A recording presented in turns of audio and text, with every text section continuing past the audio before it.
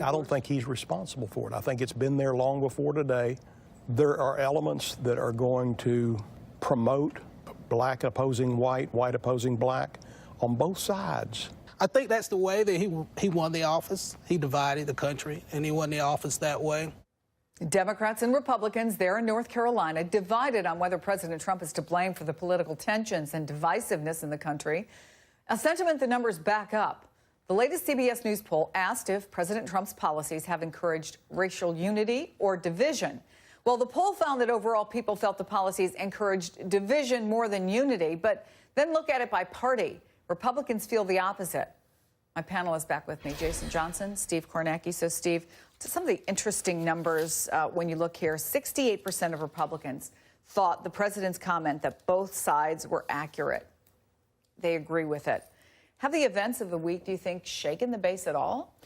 It doesn't seem that way, and I think part of it is a lot of it. My read on this is a lot of this gets filtered through the 2 years that have come before this. This has been President Trump, candidate Trump, President-elect Trump, whatever position he's been in, he has generated news on an almost daily basis that creates essentially a four-alarm, if that's the expression, a four-alarm fire in the media, in political culture, in culture in general.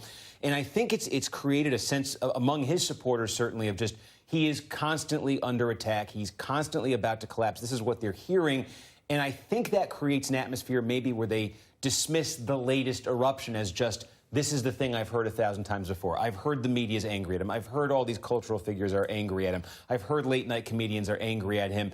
And I think they end up discounting these individual cases to a degree that's tough to calculate, but I think is real. And it just goes to show you, I think, as well, how much his and other Republicans' constant pounding on the media, the fake news, has really resonated with that group of people. Right. Well, look, many of them, they don't believe the reporting. They don't think it's legitimate. They think even if you take a historical fact, exactly, like some of the things he said over the last 24 hours in tweets and say, yeah, this is categorically, quantifiably, provably not true, they still think that it's somehow being twisted by the media or by liberal historians, by liberal commentators. And you also have to understand that many in the Republican, certainly his core base, are people who thought that Black Lives Matter was a terrorist organization and people who thought that Barack Obama elicited racial division. So if anything, many of the people who had that frame simply see this as sort of a correction. They're less inclined to think that white nationalists may necessarily be all wrong, that maybe some people were just there for other reasons. And I think that's why his base is going to stay. But I will say this. I do think it's critical. I think it's telling about the strength of his base that you have Bob Corker from Tennessee and Tim Scott from South Carolina. These are states that Trump won by 20-something points who are coming out and criticizing his behavior. They're home right now. So they are hearing something that suggests that what the president said isn't entirely getting along with what the local people feel. And it's being reinforced over and over. Look at the latest covers of Time, The New Yorker, The Economist. All of them have kind of the same message. Take a look at it.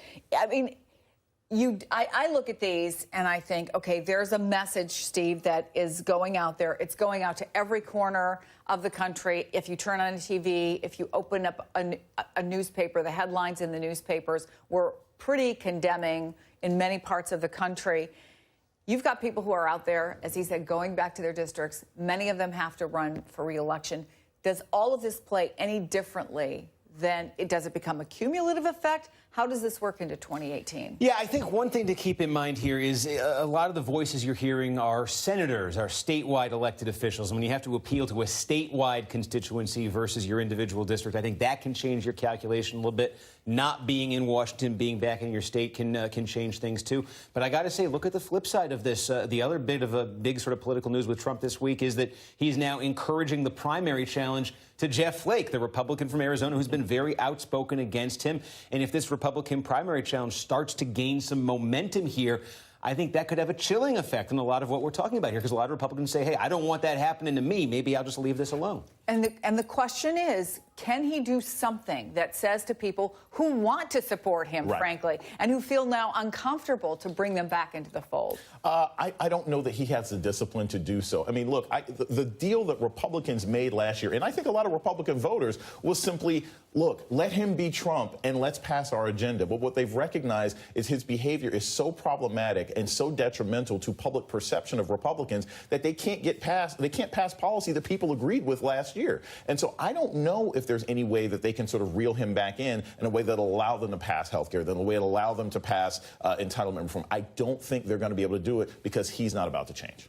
I'm still going to be watching to see how this plays out and what it means for the people who are around him, because there are a lot of people who are getting so much pushback about continuing to stay within the cabinet, to be on some of these commissions. Thank you both, guys. Appreciate it.